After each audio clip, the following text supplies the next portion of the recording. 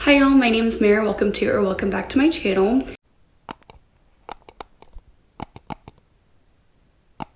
Today we're going to be doing another reading vlog. Shocking, I know, I never post these on my channel. So today we're going to be doing a reading vlog where I read books that made y'all cry because I want to feel like I am a human being who has a heart and I'm not actually the Grinch. So on my Instagram, which is @mary.reads, if you're not following it, I'll also link that in the description below. Like always, I asked you guys what are some books that have made y'all cry in 2020. I got a few responses, and from those responses, I'm going to be choosing 5 books to read in this vlog. I don't have them all with me physically yet. I do only have 2 of the 5 that I'm going to be reading, but I'll still talk you guys through that in just a minute. But why did I want to make this video? Great question. I noticed when I did my mid-year freakout tag that I was heartless and didn't have a soul, because there is one question on there that asks, what's a book that's made you cry this year? And your girl did not have an answer because she is literally the Grinch. I wanted to combat this, and I wanted to feel like I am actually a human being with emotional responses. So we're going to be reading books that will hopefully make me cry. This might not end well for me. I might just become an emotional mess, but I'm usually an emotional mess anyway, so what's the difference? So the first book that I'm going to be reading for this reading vlog was recommended to me by Amanda from Ginger Snapped Reads, which I will link all the channels that I'm mentioning in the description below, so definitely go check them out and subscribe to them if you haven't. But the first book is The Grace Year, and I'm nervous about this book because when I picked it up from the library and saw that Libba Bray had a blurb on top, I said, oh no, this is not going to end well for me because I really disliked the diviners. Hopefully, you know, Libba Bray has taste and maybe it's just her books that I don't vibe with, but I've heard really great things about this book. I'm excited to hopefully let it make me cry. So from what I've gathered about this book, it's set in sort of a dystopian society where young girls have their grace year at the age of 16, where they have magic and they have to go release it into the wild. Very unique, very different. I don't know why it's gonna make me cry, but hopefully it does. So the next book recommendation comes from Nitty Ready Reads, and I chose Lighter Than My Shadow. And this is, I believe, a graphic novel, but it's really not a novel because from what I can tell, there's not many words. It's mostly just pictures and imagery. So I think that this is gonna be a really unique reading experience. And this one will probably make me cry because it's about a young girl who has an eating disorder and is recovering from it. Based on the few pictures that I've seen alone from this graphic novel, I was already crying. So this one's definitely going to be an emotional read. It's very thick, but it's again mostly images, so hopefully this will be a quick read. The next book recommendation comes from Meredith from Meredith E Reads. Hey girl, love your name. Love your channel too. She's such a sweetheart, so definitely go check her out if you haven't yet. She recommended that I read The Nightingale by Kristen Hanna. Now this is a book that has actually been on my TBR for a little while because I kept hearing about it on BookTube. I kept hearing that it was a really, really great story that's gonna just make me cry, and when I hear that, I click add to TBR because again, I just am trying to feel something. So this looks like it is a historical fiction World War II novel, and I don't think I want to know any more going in because that premise alone is already gonna make me want to cry. So thank you, Meredith, for recommending this. I'm so excited to get to it. The next recommendation comes from Maya from Books with Maya. She is another small booktuber here on YouTube, and I adore her content. She is so sweet and down to earth, and her videos just have such good vibes. She recommended A Million Junes by Emily Henry. I know this is a young adult book by Emily Henry, who also wrote Beach Read, which I loved. She made me cry in Beach Read, so she's probably gonna make me cry in A Million Junes. This book kind of sounds like Romeo and Juliet. I don't know if it's a retelling of it, but it's about a young girl named June whose parents are really against her hanging out with this boy from another family, and so she kind of stays away from him, and one day their worlds collide and she starts to uncover why her parents dislike this family. And it sounds good. It sounds interesting. I trust Emily Henry with my life, so hopefully she won't disappoint me. The last book on this list comes from Jess from Books Past Bedtime. We already know that this channel is a Books Past Bedtime stan account, so if you aren't subscribed to her already, I don't know what you're doing because I literally talk about her in every video. The book that she recommended was The Miseducation of Cameron Post, and I actually added this to my TBR when I watched her video about reading 5 female romances. So this book is about a young girl named Cameron Post whose parents die in a car accident, and she is almost relieved because she realizes that she never has to tell them that she's gay. So when she moves in with her grandmother and her aunt, I believe, and they find out that she is gay, they sent her to conversion therapy. So this book sounds absolutely tragic. This book will probably make me cry. I'm already crying just thinking about it and how devastating that must have been for this character to go through. So this book will probably make me feel like I have a soul. So love that. So those are the 5 books that I am planning to read in this reading vlog. I hope you guys stay tuned and watch me react and maybe sob on camera. All right, I'll catch up with you guys when I'm 50% of the way through my first book. Hey y'all, I'm officially 50% of the way done with my first book for this reading vlog, which is Lighter Than My Shadow by Katie Green. So as you can see, this book is very large. It's bigger than my face and it's pretty thick, so I'm not gonna actually hold it up. I'm gonna put it down because I didn't sign up to lift weights for this video. I'm pretty sure this is a memoir because the main character in this book is named Katie and the author is named Katie, and she talked a little bit about how it was her own experiences in the beginning of the book. I don't know if any of this is fictionalized or if this is exactly what has happened to her, but this is a book about a young girl named Katie who is going through an eating disorder and her process of recovering through it.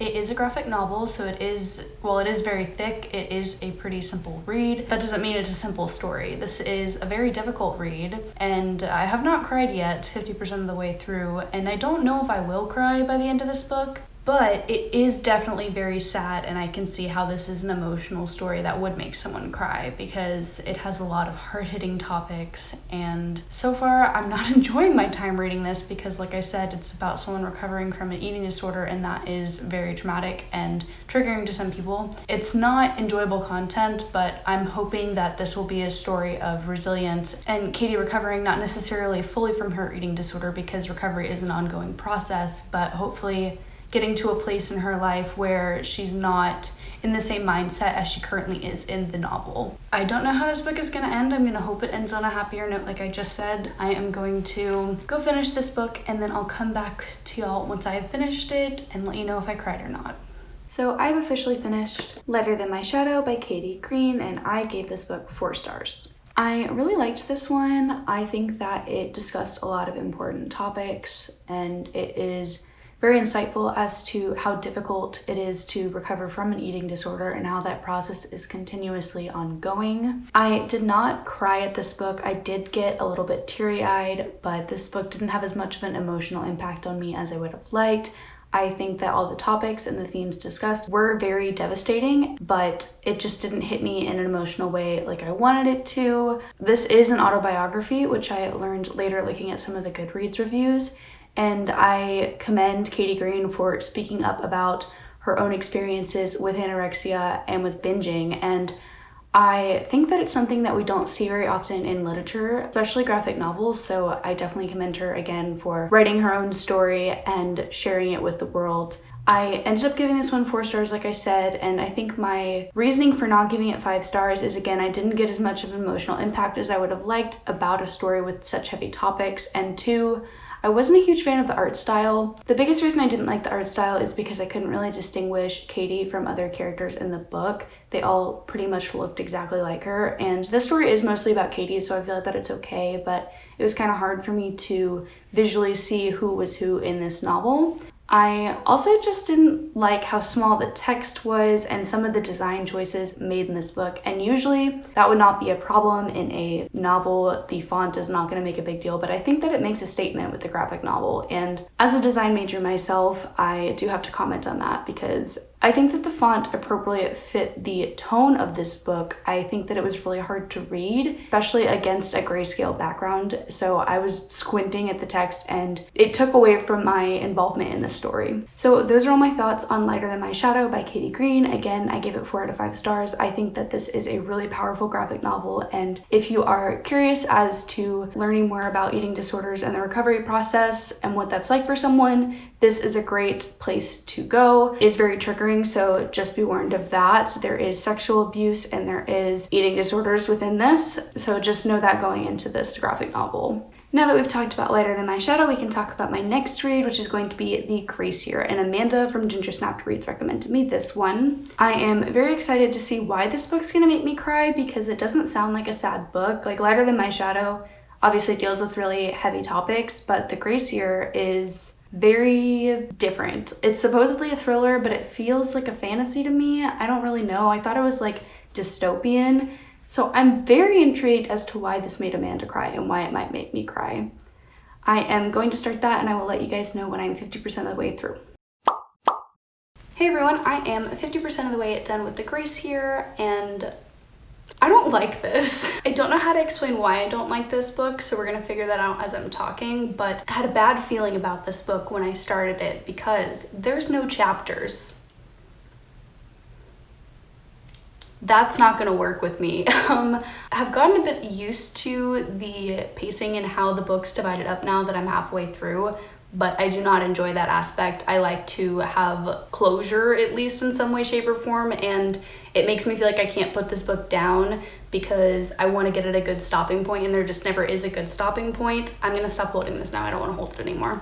What else am I not liking? I don't care about the story. I think it's trying too hard, to be quite honest. Wish that I would like this. Maybe it'll pull a 180 on me and I'll end up loving it by the end, but the beginning just felt like it was info dump, and was not a fan of that. Don't really care about the main character. She is, again, just trying too hard. And another thing that I'm really not liking about this book is that it feels exactly like The Hunger Games, but feminist.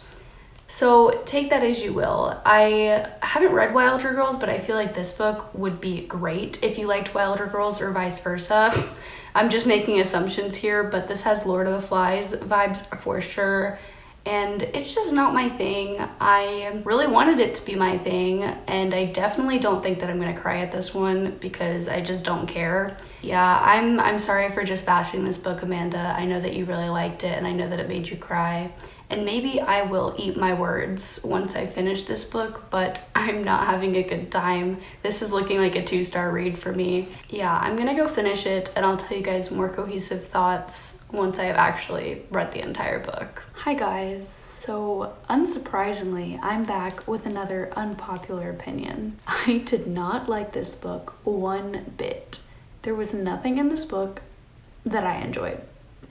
I ended up rating it 2 stars because it just didn't have a 1-star vibe, but we did not get along. I think my biggest problem with this book is that it tries to be feminist and progressive, but it's not because it just pits women against each other, and so what's the point? I guess this could be commentary in some way, shape, or form, but I don't get it. Why are we literally putting women against each other when the whole point of feminism is to uplift women and uplift women's voices?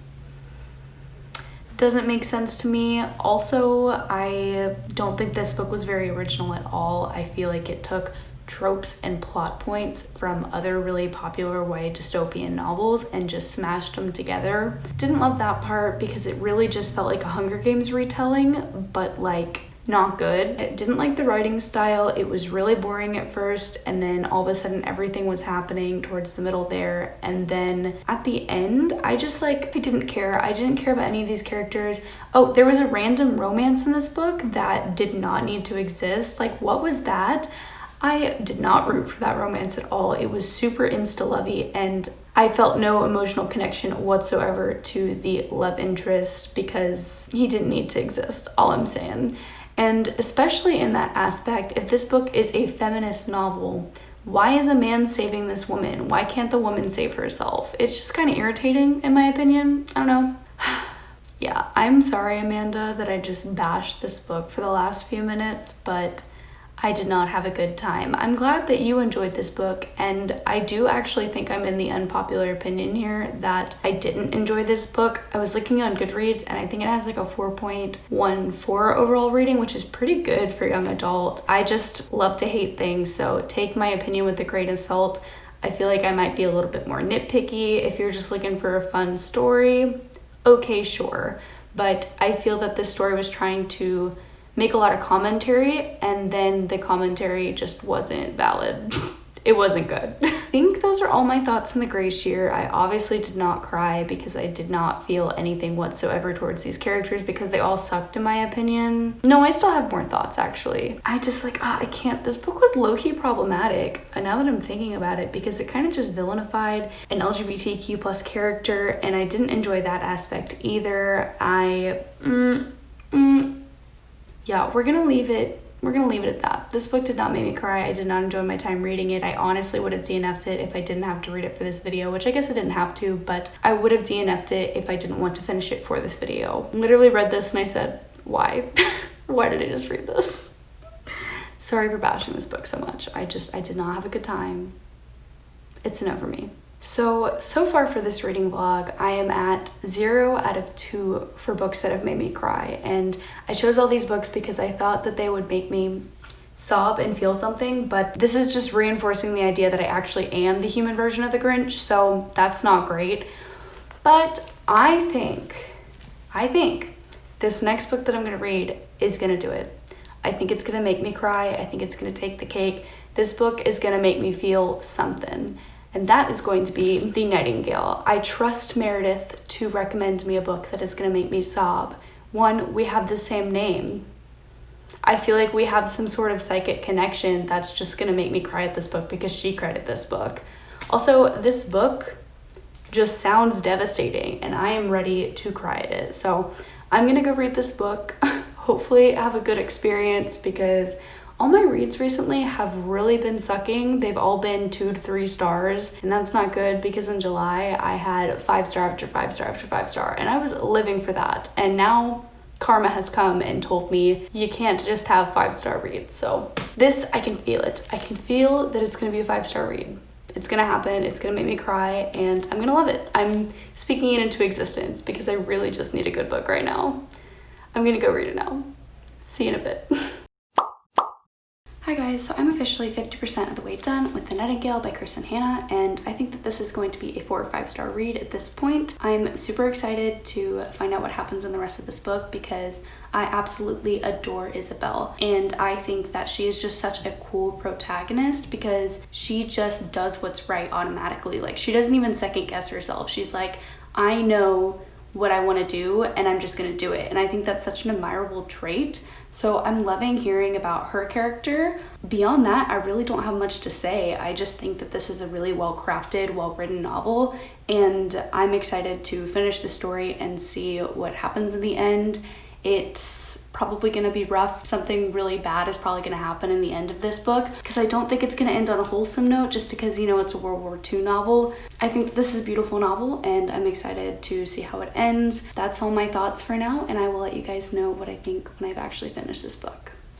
Hey guys, so I have officially finished The Nightingale by Chris and Hannah, and you guys, Meredith came through for this one because I actually cried. I actually have a soul, and I was so worried that this entire video I was gonna be reading these super sad books and not have any emotion and just confirm my deepest fears that I actually just don't have emotional feelings. But I loved this book. I don't think it's a 5 star read for me, and I'll go into why in a minute, but it made me cry. I was sobbing like low-key. I was in my bed and there was this really, really heartfelt scene with the dad and Isabel, and I just could not hold it in.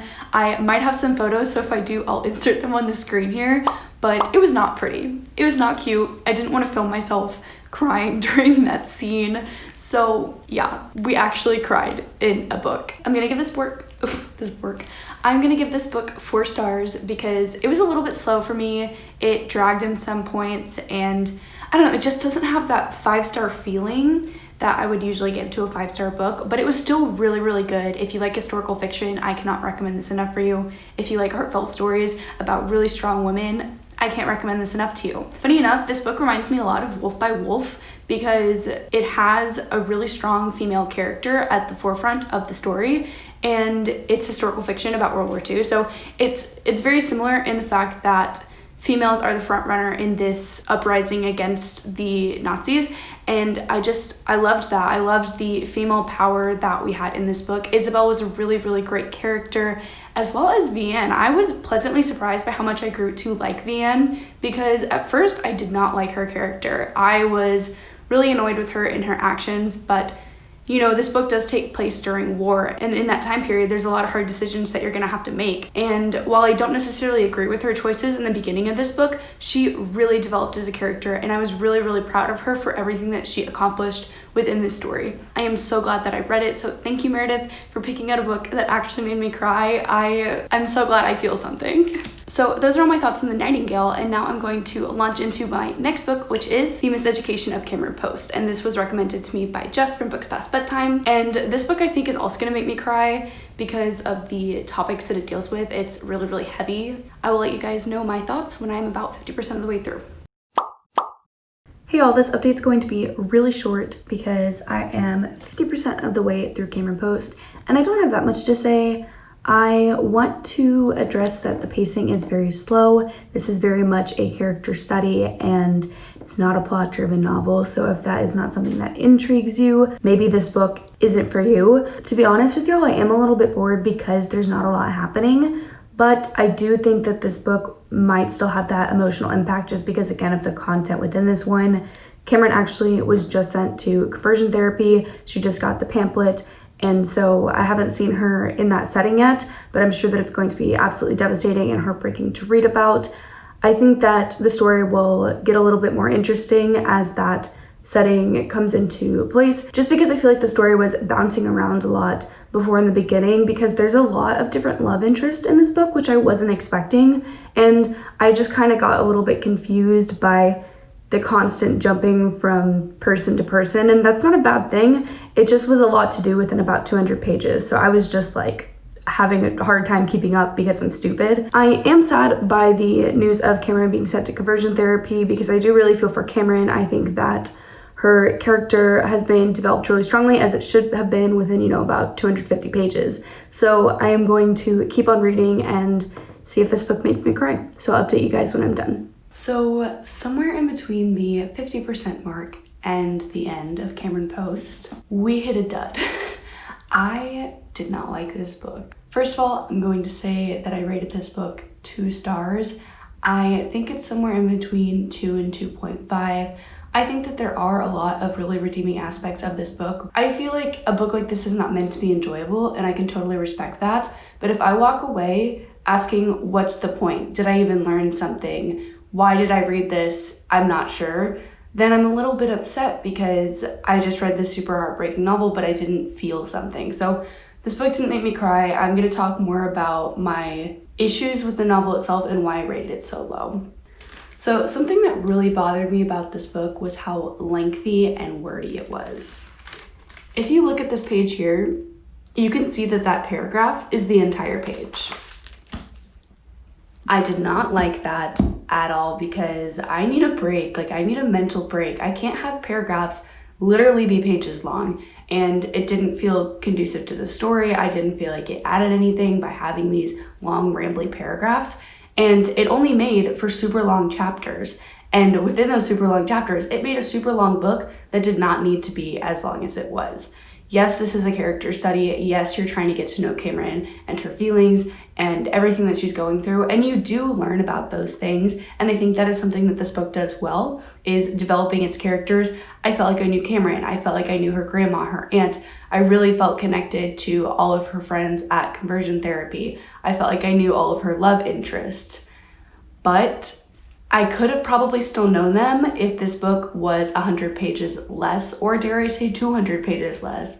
I do not feel that the first half of this book was even necessary to the overall story. However, I preferred the first half in some aspects, whereas I preferred the second half in some aspects. So I think this book needed to be like 350 pages at most, because it lost my attention so many times and I didn't know how to focus on these words. Usually I just, read a page, but I was going through the book and putting my bookmark underneath like each line. Like I still couldn't focus on the words because I was just not interested in hearing the story. And I think that's a really devastating thing, because this book has so much potential to do a lot of it does have a lot of potential to do good. It's tackling really hard subjects, but by telling the audience how awful conversion therapy is, it could make a real difference.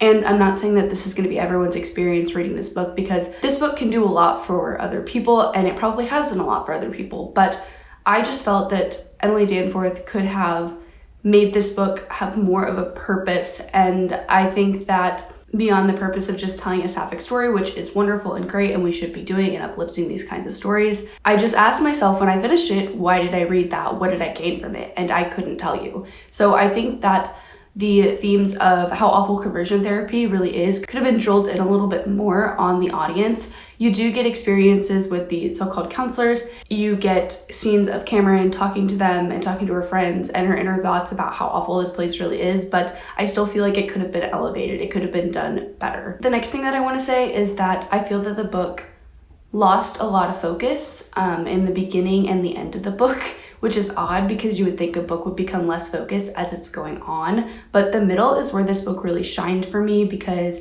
I feel like we knew Cameron, we knew what she was going through. There was a lot of plot points that we were picking up on. But I feel like in the beginning and the end of the story, it was just super unfocused. I didn't really know what the author was trying to do. In the beginning, there were so many love interests. I didn't know what romantic relationship to root for. I didn't know if I should be rooting for any of them. And in the end, I just felt that it was a super unsatisfying conclusion. Like I said, I just think that the author could have elevated these themes and really elevated the anger in the audience and the emotional reaction that we would get about conversion therapy. We should definitely be trying to ban conversion therapy. I'm definitely going to find some links and resources to put in the description below. I watched Jess's video where she talked about why she loved this book so much in her 5 female romances, and she had a lot of great information, so I will definitely be putting that in the description. So please go sign petitions and do what you can to stop conversion therapy, because it is truly awful and no one should have to be in that situation.